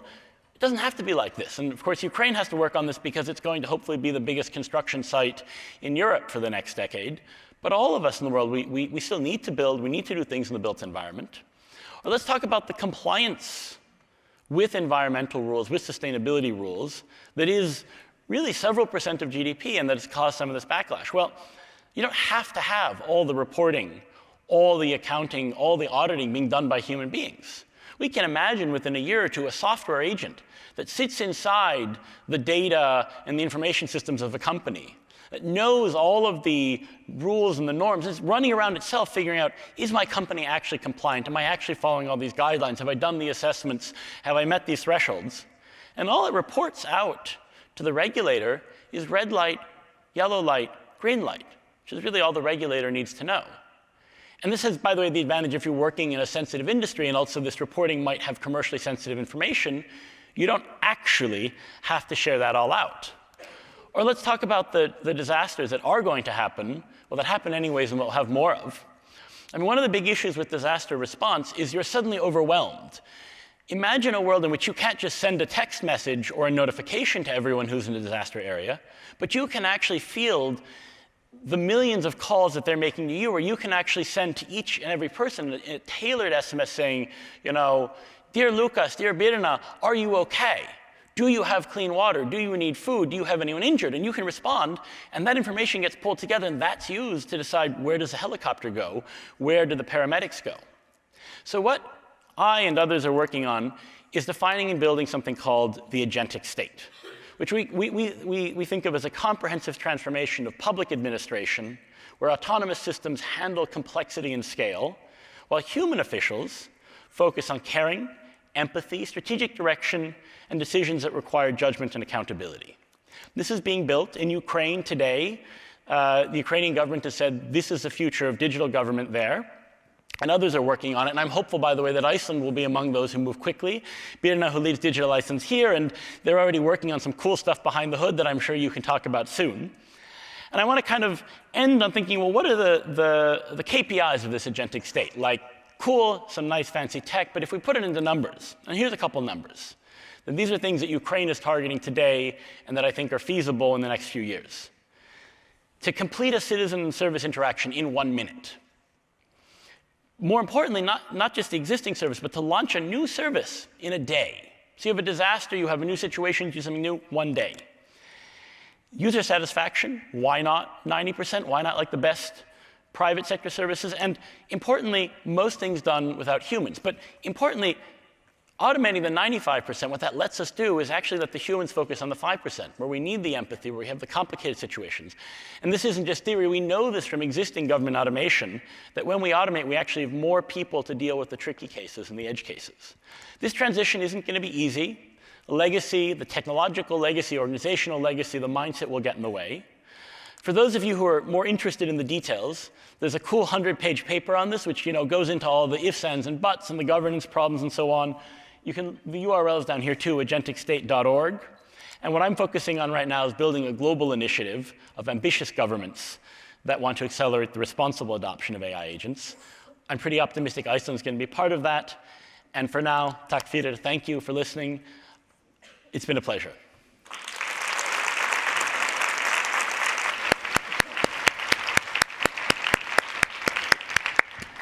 Thank you so much, Lucas. That was amazing. So now we were listening to, íslenska, Nú vorum við svolítið að horfa inn í framtíðina og allar það lausnir og tækifæri sem eru náttúrulega ekki bara í framtíðinni eins og Lucas var að benda okkur á. Þetta bara komið, við þurfum bara að byrja að nýta þetta þar sem það nýtist sem best.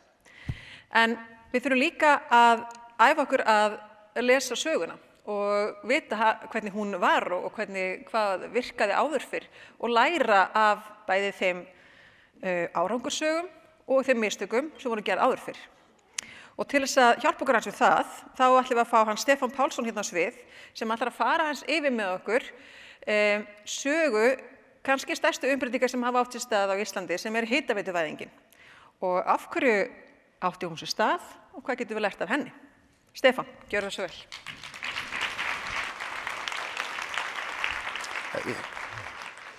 Ágæta samkoma. Þann 16. ágúst árið 1941 þá kom Winston Churchill til Reykjavíkur.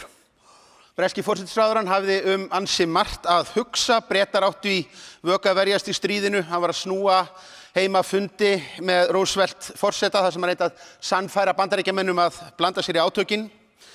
Og dagskráin í þessu stutta stoppi á Íslandi, hún var stíf og meðal annars óku gestgjafarnir meðan upp í Mosfellssveit. Þar sem hún var sýnt hverasvæði, þar sem voru einhverjar framkvæmdir í gangi. Og það var örugglega, leiðsögumaðurinn hefur örugglega útskýrt í þaula hvað var í gangi. Reykvíkingar væru að bora eftir heitu vatni sem dælt til bæjarins fyrir fyrirhugaða hitaveitu. Gamli stríðshaukurinn var hins vegar eitthvað annars hugar eða átti erfitt með að skilja kynninguna. Í það minnsta skolaðist það þannig til hjá honum. Þannig að nokkrum árum seinna þegar að Churchill fór að skrifa endurminningar sínar og fékk fyrir þær Nóbelsverðlaunin, þá taldi hann sjálfan sig hafa fengið hugmyndina það hvernig mætti hita Reykjavík með jarðhita og heimamenn síðan tekið hann á orðinu. Íslendingar urðu afar móðgæðir yfir þessari ónákvæmni og sökuðu karlinum að skreyta sig með stolnum fjöðrum. En Churchill var vissulega nokkur vorkunn. Fyrir utan það að vera líklega ekki sérstaklega vel fyrir kallaður, það má eiginlega slá því föstu að hann hafi aldrei áður litið augum fjarvarma hitaveitu. Hvað þá í borg sem myndi frekar á smábæ í fátæku landi sem var ennþá að kljást við neikvæðar efnahagslegar afleiðingar heimskreppunar áratug fyrr. 2 árum seinna, ef hann hefði komið, þá hefði hann séð djúpa skurði í hver einustu götu bæjarins, þar sem hann verið að leggja hitaveiturör í hvert hús sem tilheyrði hinum skipulagða hluta Reykjavíkur, svæðisins innan Hringbrautar. Og í einu vettvangi þá skiptu Reykvíkingar hitakjafa. Kolakatlar og kolageymslur sem finna mátti í hverju einasta kjallara glötuðu hlutverki sínu. Þetta skref var þeim mun stærra ef haft í huga að þegar að heita vatninu úr Mosfellssveit var hleypt á fyrsta húsið í Reykjavík, voru innan við 20 ár frá því að fyrstu alvöru hugmyndirnar rötuðu á prent hérna heima að í einhverjum byggðum í Ameríku væru heitar uppsprettur notaðar til að kynda hús. Og hugsanlega mætti gera eitthvað slíkt með vatninu úr þvottalaugunum. Þetta umbreyting í lagi. Og það auðvelt að ímynda sér sögu hitaveitunar á Íslandi sem rökrétta sigursögu í köldu og eldsneytislausu landi. Það sem fólk hafa einfaldlega horft á jarðvarmann vella upp á yfirborðið, fljóta til sjávar og því einsett sér að finna leið til nýtingar. En leiðin frá upphafspunktinum og í mark var öllu flóknari og margslungnari. Og eins og svo oft skiptu tilviljanir máli. Þvottalaugarnar og heiti lækurinn sem frá þeim streymdi, Laugalækurinn, hafði verið þekkt stærð í lífi Reykvíkinga aldir. Þar höfðu gamlir menn tekið heit böð til að slá á gigt, ungt fólk af báðum kynjum brugðu sér til baða sem olli kirkjunarmönnum þungum áhyggjum. Vaxandi þéttbýli og iðnbylting sem leiddi til klæðaframleiðslu og það að fólk fór að eiga meira af fatnaði og líni gerði það að verkum að á 19. öld fór að vera fýsilegt að halda inn í laugar til að þvo þvott, spara eldsneyti og vatnsburð heima fyrir. Og inn í þvottalaugum myndaðist örtröð af fólki að skáskjóta sér hvert innan annað í svaði og for sem var augljós slysagildra. Og það var til að draga úr þessari slysagildru. Þetta var þvottatengd aðgerð. Þegar að Knúð Símsen, nýráðinn verkfræðingur Reykjavíkurbæjar, fær það verkefni á árinu 1903 að hlaða upp laugarnar, útbúa öryggisgrindur og þar fram til götunum. Þar með verður hann fyrsti verkfræðingurinn til að vinna á svæðinu og fyrir strax að sjá það með öðrum augum. Ásóknin í þvottalaugarnar til þvotta hafði aðra óæskilega aukaafleiðingu. Því neðar í heita Laugalæknum stunduðu Reykvíkingar það að synda. Með tímanum hafa búið að grafa út lítið laugarker í læknum og frá 1883 hafði það verið notað fyrir sundkennslu barna í bænum. Sundkennslan þótti reyndar ekkert sjálfsagt framfaramál. Meira að segja á þessum tímum þegar allir karlmenn voru sjómenn einhvern hluta ævinnar og engar ár voru brúaðir í landinu, þá var það alvöru sjónarmið að það væri ómannúðlegt að kenna fólki að synda. Því sjómaður sem dytti útbyrðis, þetta myndi bara framlengja dauðastríðið. Blessunarlega eru þessar úrtöluraddir þó ekki ofan á. Sund var gert að skyldugrein reykvískra barna, nema hvað? Sundlaugin, gömlu laugarnar, eins og það voru síðar kallaðar, voru bókstaflega í affallinu. Þær voru í skólpinu frá þvottalaugunum, þar var synt í skítnum og sápunni sem var notað ofar við lækinn. Og 1908 ákveður Knud Siemsen að kippa þessi liðin með því að taka heitt vatn úr þvottalaugunum ofan þvottasvæðisins, leiða með pípum að sundlaugastæðinu og fá þá hreint heitt vatn. Árið eftir, þegar að vatnsveitan kemur svo til sögunar með kalda vatninu, þá var hægt að stilla hitastigið nákvæmlega. Eftir stendur að lögnin hans Knud Siemsen frá 1908 hakar í öll boxin til að vera fyrsta hitaveitan á Íslandi og hún var sundlaugamannvirki. Og hér erum við komin að ótrúlega mikilvægu einkenni á jarðhitanýtingu Íslendinga á þessu fyrsta skeiði. Hún snýst sund, hún snýst sundlaugar, sundmenningu, sem að var rökrétt afleiðing af því hvað voru skilgreind samfélagsleg verkefni. Það var ekki hlutverk hins opinbera að sjá fólki fyrir orkugjafa til að kynda húsin sín. Það var verkefni einstaklingsins. Það var hins vegar samfélagslegt verkefni að tryggja að öll skólabörn yrðu synd. Og það kallaði annarkvort á ansi kalda sundtíma í tjörnum og vötnum eða sjónum yfir sumarið eða aðgang að sundlaug. Og það var þetta sem verður hvatinn að því þegar ríkisvaldið fyrir á 3. áratugnum að byggja upp net af héraðsskólum, þá þeim fundinn staður á lóðum, á jörðum með jarðhita. Þar sem var hægt að koma upp sundlaug. Það svo fyrri heimsstyrjöldin sem að breytir hugmyndum Íslendinga opinber verkefni. Skortur á flestum nauðsynjum og þó einhverjum eldsneyti verður til þess að ríkið og sveitarfélögin fara að stíga inn í. Sjá fólki fyrir mat, bæjarsjóður Reykjavíkur rekur bakari, rekur skógerð, fyrir skipulagðar fiskveiðar, safnar skipuleggur sölu á kolum og olíu. Og kola- og olíuskortur stríðsins markar svo djúp spor í vitund landsmanna að allar ákvarðanir Íslendinga á millistríðsárunum verða að skiljast í því ljósi. Markmiðið var sjálfsturt. Þurfa ekki að treysta á innflutt eldsneyti sem gat brugðist ef að stríð braust út í öðrum löndum. Þetta var öryggismál og það gat réttlætt fjárfestingar umfram raunverulega arðbærni. Vatnsaflsvirkjanir féllu undir þetta sem og jarðgufuvirkjanir og svo var líka þessi endalausi draumur Íslendinga að finna íslensk kol. Sem var til þess að það var ráðist í hvert verkefni á fætur öðrum, afleitur surtarbrandur var grafinn upp á Skarðströndinni og reynt að brenna með tilheyrandi ryk og fnyk. Svo seint sem 1980 þegar járnfrúin á Bretlandi farin að loka hverri kolanámun á fætur annari, þá Alþingi Íslendinga að samþykkja styrkveitingar til þess að grafa eftir íslenskum kolum. Þegar loksins var ráðist í að bora eftir heitu vatni í þvottalaugunum 1926, þá var það ekki einu sinni gert með lagningu hitaveitu í huga. Nei, það var gert í þeirri von að það væri hægt að knýja túrbínur og nota jarðvarmann til þess að framleiða rafmagn eins og menn höfðu fyrir satt að veri gert suður á Ítalíu. Á þessum tíma þá framtíðarsýnin ennþá sú að framtíðar hitagjafir Reykvíkinga verið rafmagn og ástæðan fyrir því að það var ráðist í þetta hliðarskref hérna í Laugarnesinu var sú að það var bor sem lá á lausu.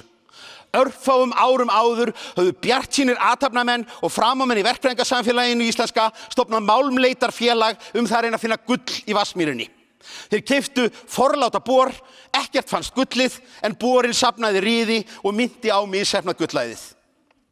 Síðan haldinn góður fundur í verkfræðingafélagi Íslands þar sem að samhljóða hvatt til þess að rafmagnsstjórinn og verkfræðingurinn Steingrímur Jónsson fara að bora eftir heitu vatni, verði sendur til þess af borgarstjóranum og verkfræðingnum Knud Siemsen og fái ríkisábyrgð frá verkfræðingnum Jóni Þorlákssyni, forsætisráðherra, og það vill svo heppilega til að þessi sömu menn áttu bor sem að lágu á lausu og fékkst fyrir lítið.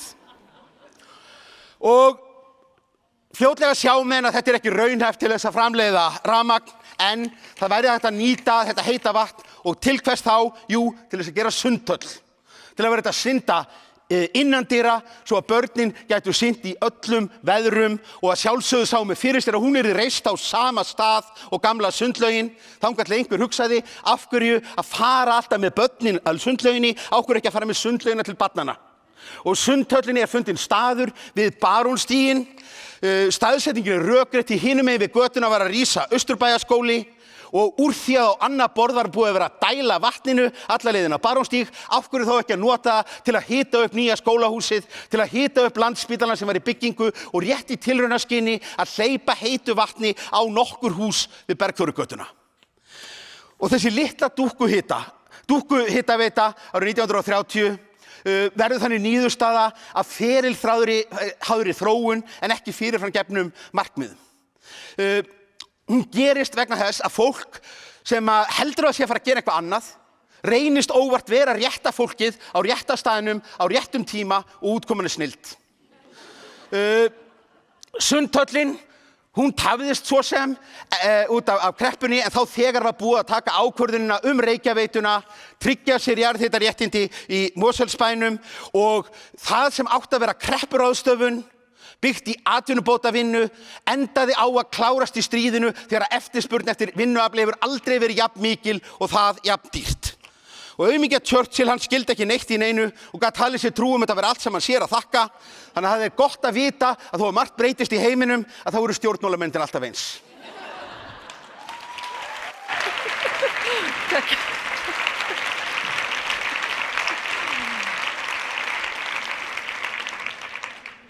Mér finnst þetta svo mögnuð saga og þetta held ég að við ættum að, ég veit þetta gleymist ekki, en við ættum að hafa þetta bak við eyrað að stundum förum að staða einhver umbreytingu sem að leiðir svo bara eitthvað allt annað af sér. Það er svo fallegt. Til þess að halda aðeins áfram þessum þræði, þá ætlum við næst að fá svið hana Birtu Helgadóttur. Hún er gífurlega reynslumikil í loftslagsmálum og orkumálum, hefur unnið bæði á Landsvirkjun, Eflu, Grannvangi og víðar. Í dag starfar hún hjá Íslandsstofu sem fagstjóri orku og grænna lausna og erlendra fjárfestinga og hún ætlar að segja okkur frá þessum verkefnum sem að Íslandsstofa er að vinna út allan heim vegna þess að þessi þekking sem var óvart til að því við vildum ekki að börnum okkar lærða að synda í drullupolli að við erum að nýta hann allan heim í dag til þess að bæta orkuaðgengi fyrir þjóðir til að mynda í Afríku þar sem er veruleg þörf á kælingu þessa dagana og þess vegna þurfum við meiri orku. Hlakka til að heyra frá þér. Birta, gjör það svo vel.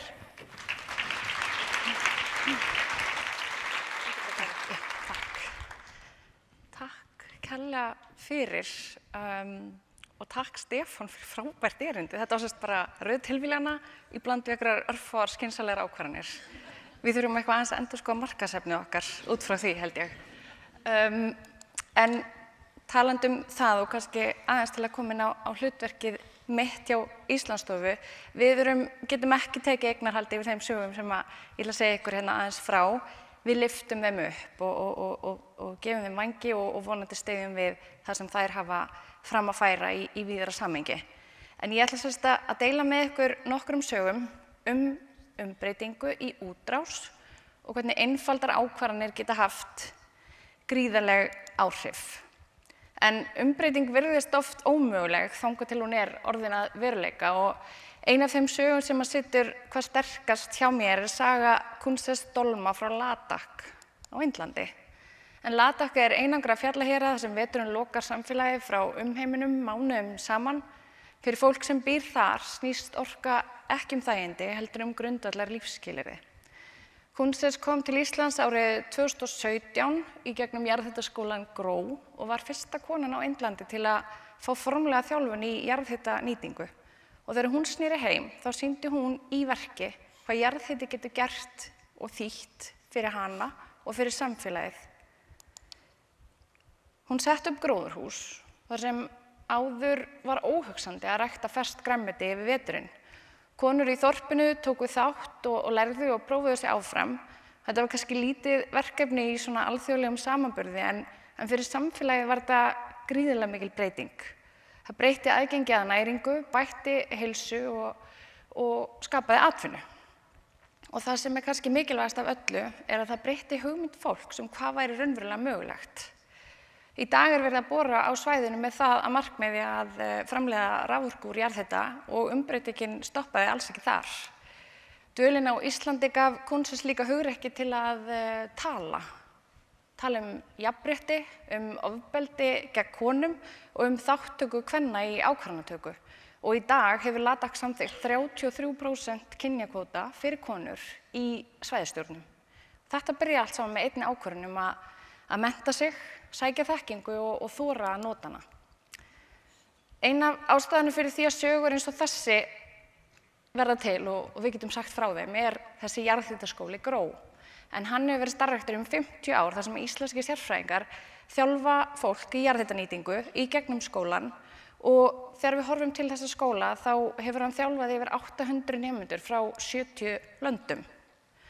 Í dag kemur nærri helmingur raforku í Kenía frá jarðhita og landið orðið þekkt sem leiðandi í jarðhitanýtingu en Kenía eitt stærsta samstarfsland GRÓ jarðhitaskólans. Og fyrrum nemi GRÓ frá Kenía orðaði grunninn að þessum árangri svolítið skemmtilega. Technology without people is potential unrealized. Eða gróflega þýtt sem tækni án fólks eru vannýtt tækifæri eða tækifæri sem ekki verða að veruleika.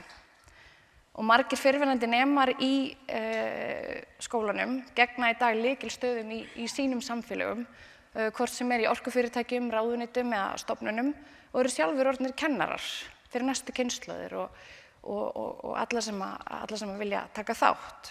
Og þarna margfaldast þekkingin og áhrifin verða veruleg að því fjárfestingin í fólki öflugasta form endurnýjanlegrar orku. Við Íslendingar erum vön að hugsa jarðhita út frá okkar eigin daglega lífi.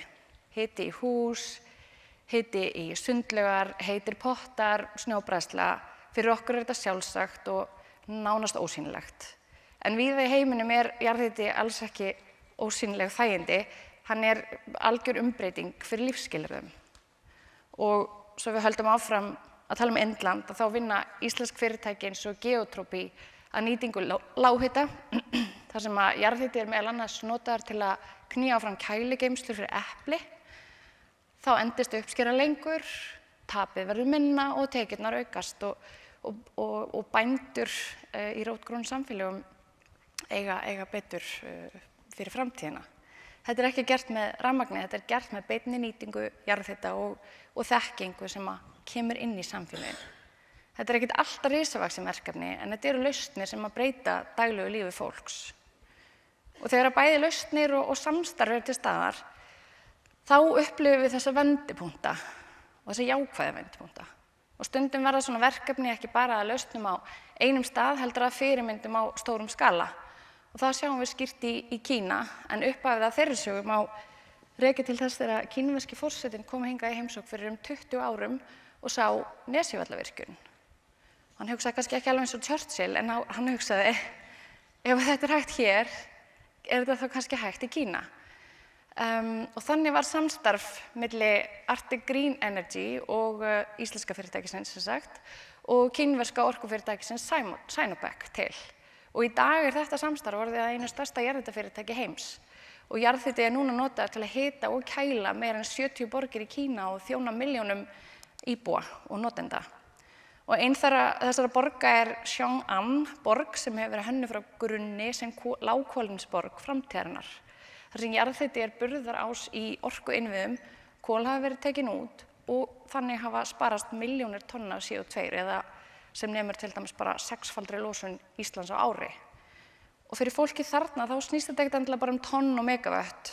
Þetta snýst fyrst og fremst að maður geta andað að sér hreinu lofti og að borgir séu byggðar fyrir framtíðina en ekki fortíðina. Og þessar sögur eru ólíkar. Þetta eru stór og lítil verkefni, en þeir eiga það alla sameiginlegt að einhver ákveða að byrja.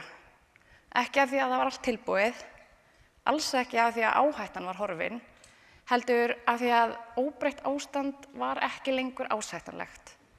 Við verðum ekki betri með því að bíða, en við verðum kannski aðeins betri með því að prófa og læra á leiðinni. Allar umbreytingar fela í sér ákveðna áhættu og þær krefjast langtímahugsunar. Að taka ákvarðanir í dag sem skila ávinningi eftir 5 ár, 10 ár eða jafnvel bara hjá næstu kynslóð. Ísland hefur haft einstakt forskot í jarðhita, en raunverulegt forskot okkar reynslan af umbreytingum. Og við viðhöldum því ekki bara með því að gera meira af því sama, heldur með því að taka þátt í umbreytingunni annars staðar, með því að deila þekkingu, styðja við fólk og halda áfram að þora. Umbreyting í útrás ekki útflutningur á tækni, hún útflutningur á þekkingu, reynslu og ákvörðunum sem virka. Og ef þið takið eitthvað með ykkur hérna á mínu erindi inn í helgina, þá vona ég að það sé þetta. Umbreyting hefst hjá fólki. Ef við viljum raunverulega breytingar, þá þurfum við að fjárfesta í fólki, færni og hugrekki, ekki bara í lausnum. Þú þarft ekki öll svörin til að byrja. Flestar umbreytingar hefjast með einni ákvörðun, ekki fullkominni áætlun. Og loks, raunverulegt forskot Íslands ekki bara orka, þetta reynsla af því hvernig umbreyting varðar veruleika. Ef við deilum henni, þá höfum við raunverulega áhrif. Takk fyrir.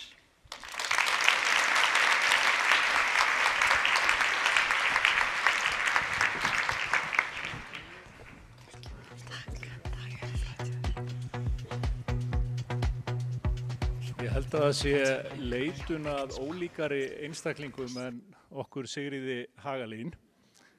Hún margverðlaunaður rithöfundur sem hefur haft jarðsöguleg áhrif á Reykjanesskaga. Ég forstjóri fasteignafélags, eða eins og börnin mín svara þegar þau eru spurð í skólanum og hvað gerir pabbi þinn? Já, hann húsvörður í Smáralind, svaraði þá. Við Sigríður áttum samtal í gær og við höfum svo sem oft talað saman en yfirleitt annarkvort í sjónvarpi eða útvarpi. Og við vorum að velta fyrir okkur með hvaða hætti eigum við að tækla þetta hér í dag, að ræða umbreytingu fyrir framan í nokkur hundruð manns. Við vorum sammála að það væri segin saga í okkar lífi að okkur bærust reglulega símtöl, yfirleitt með nokkura vikna fyrirvara og við segðum umsvifalaust já. Við hefðum þá langan tíma til að undirbúa okkur og okkur hlyti að detta eitthvað sniðugt í hug. Svo hringir vekjaraklukkan og við áttum okkur á að við þurfum að standa hér fyrir framan ykkur í dag. Ég sendi Sigríði hins vegar SMS og sagði, Sigríður, ég held ég sem með hugmynd hvað við getum gert. Ég ætla að færa þér orðabók. Orð í útrýmingarhættu. Íslenska minnsta málsvæði heims eða eitt þeirra og íslenskan í útrýmingarhættu. Og Sigríður svaraði í textaskilabúðum, þetta frábært. Og ég svaraði tilbaka, róleg Sigríður, ég var að tala um orðabók. Og þá sagði Sigríður, orði í útrýmingarhættu eru mínar ær og kýr. Ég meina, þetta mér langar kannski bara til að nota þessa fínu bók og spyrja, eru þetta kannski bara öll orð á íslensku? Og ef við stæðum hérna eftir 20 ár, heldurðu að við ættum þetta samtal á íslensku? Ég held það, en ég held að til þess að svo geti orðið, þá þurfum við að stíga réttu skrefin. Upp úr aldamótum gaf Linda Vilhjálmsdóttir sem ljóðskáld út bókina Öll fallegu orðin sem mér finnst vera afskaplega fallegur titill á ljóðabók. Og við hjá Heimum gerum alls konar, við eigum 400.000 fermetra af fasteignum sem mjög mikið. En við höfum velt í fyrir okkur, fasteignir ekki bara steypa á gler. Fasteignir skapa umhverfi fyrir okkur eða ekki, til þess að lifa og hrærast í. Og þess vegna höfum við lagt áherslu á að styðja við íslenska tungu til að við getum átt tjáskipti á íslensku til framtíðar.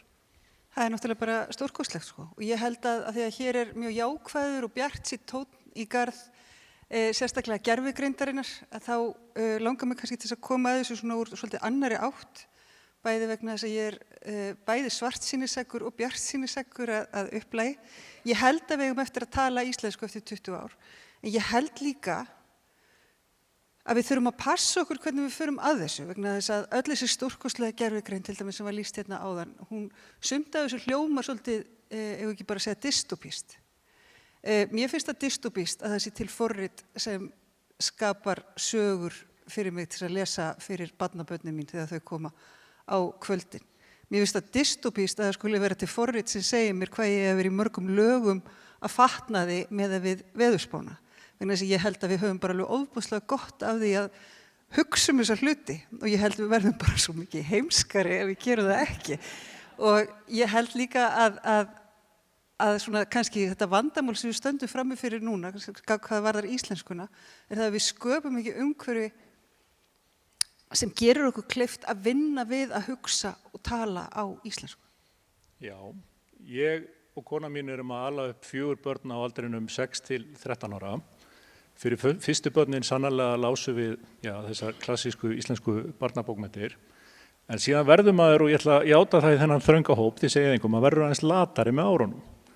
Og mín svona helsti notkunarmöguleiki ChatGPT sem ég nýti fyrir 6 ára dóttur mína.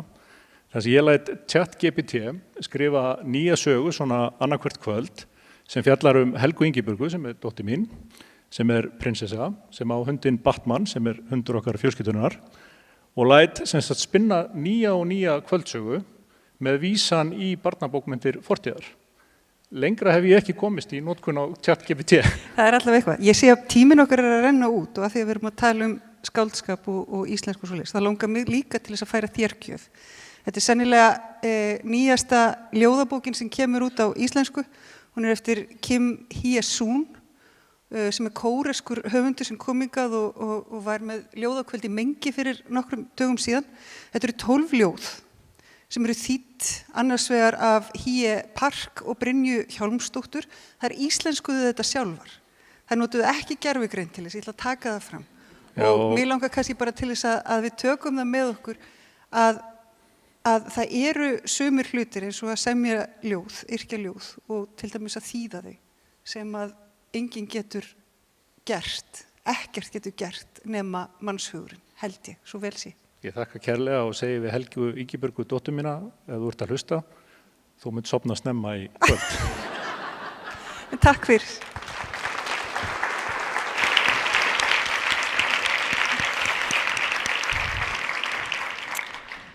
Og þá vitið þið hvað þau spjallaðu í hitabáttinum.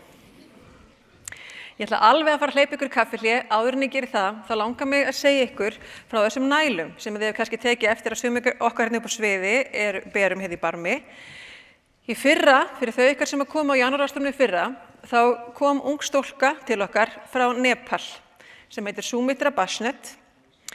Hún lenti í þeirri aðstöðu vegna fjölskylduaðstæðna að hún var sett í barnavinnu, í barnaþrælkun þegar hún var 9 ára gömul í teppaverksmiðju í Nepal sem framleiðir teppi fyrir vestrænar verslanir.